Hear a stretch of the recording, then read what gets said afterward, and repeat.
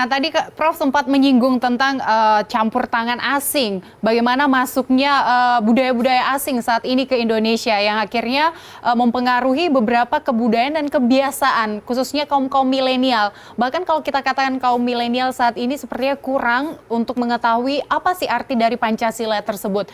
Nah, Prof Komarudin sendiri melihat bagaimana sih Prof caranya untuk memberitahu bahwa Pancasila itu adalah dasar negara kita. Ini harus kita ketahui untuk kaum-kaum milenial saat ini. Ada dua hal yang agak sedikit paradoksal. Satu gini, memori, emosi, pemahaman, keterikatan pada budaya lokal etnis, generasi milenial ini kan sudah kendor. Beda dengan orang tua kita.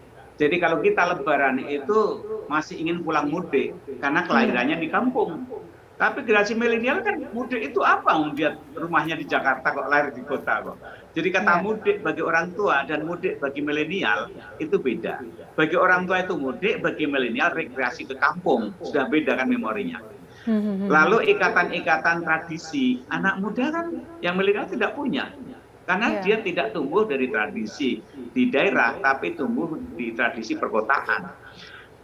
Positifnya memang sekarang muncul namanya generasi hibrida, hybrid generation. Anak kandung, orang tuanya lintas etnis, cross cultural marriage. Dia semakin meng-Indonesia. Ini positif. Jadi banyak anak itu yang tidak lagi merasa putra daerah, tapi aku anak Indonesia. Tapi problemnya kemudian ketika wajah panggung Indonesia tidak memberikan satu inspirasi, arah yang menjanjikan bagi masa depan mereka, mereka bingung. Jadi rumahku yang itu mana? My cultural home, rumah yang tradisional tidak punya, kemudian yang nasional tiap hari yang didengarkan, yang dibaca hoax, caci maki, berita korupsi, sementara narasi-narasi yang memberikan inspirasi besar bagi kemajuan bangsa ini sehingga tumbuh rasa bangga ini belum terbangun. Nah, ini saya merasa kasihan pada anak milenial. Padahal kita hampir mendekati seabad kemerdekaan. Tapi kalau kita cari ikon-ikon yang membanggakan dalam berbagai bidang, seni, olahraga, keilmuan, apapun yang menjadi satu ikon, role model, ini kan semakin sulit dicari di Indonesia. Nah, mestinya ini yang harus juga menjadi agenda para parpol-parpol pemerintah, bagaimana menciptakan tokoh-tokoh yang inspiring sehingga menjadi panutan bagi anak-anak milenial. Kalau tidak, nanti kemudian dia akan kecintaan, kebanggaan pada negeri ini hilang, walaupun kita memuji-muji Pancasila, tapi ketika di hadapan satu-satu, yang mana Pancasila itu? Kemanusiaannya, kemudian keadilannya, solidaritasnya. Nah, ini kan anak-anak jadi semakin tidak paham nanti ada nilai-nilai Pancasila itu sendiri kalau begini. Oke, baik Prof. Tapi kalau kita katakan tadi kurangnya pemahaman tentang Pancasila kepada anak-anak milenial, tapi kan ada dari segi pendidikan. Nah, pendidikan di Indonesia untuk menjelaskan tentang pemahaman Pancasila itu sendiri, menurut Prof Komarudin sebagai seorang akademisi, apakah sudah cukup atau sebenarnya masih banyak kekurangan di sana-sininya? Belajar dari negara-negara yang sukses dalam pendidikan, ya yang dekat mungkin Jepang ya, dan beberapa negara lain sangat berkunjung. Kira-kira kan gini kalau dirumuskan formulanya, karakter first, knowledge second. Jadi pendidikan itu pertama karakter, pengetahuan itu belakangan. Pancasila itu pendidikan karakter, bukan pengetahuan. Dengan demikian karakter itu membutuhkan role model, budaya sekolah, keluarga, contoh yang baik. Dengan demikian misalnya budaya bersih.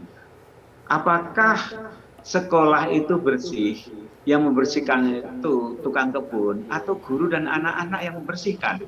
Ketika saya sekolah SD, dulu nggak ada itu di sekolah itu tukang sapu, yang nyapu itu ramai-ramai murid-murid.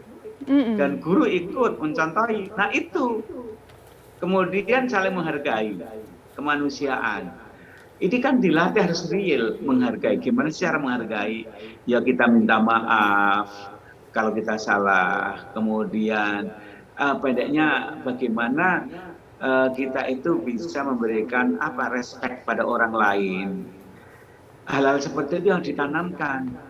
Dengan demikian kalau kita ngomong Pancasila dan pendidikan, itu harus bermula dari habituation, pembiasaan. Di Jepang misalnya, anak-anak itu kan dilatih mandiri, tidak nyontek.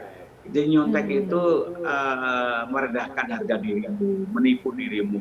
Berbahagia ya, saya merasa beruntung. Waktu di pesantren, saya itu di sekolah saya itu nggak ada nyontek. Walaupun guru itu meninggalkan ruang, nggak ada nyontek. Kenapa?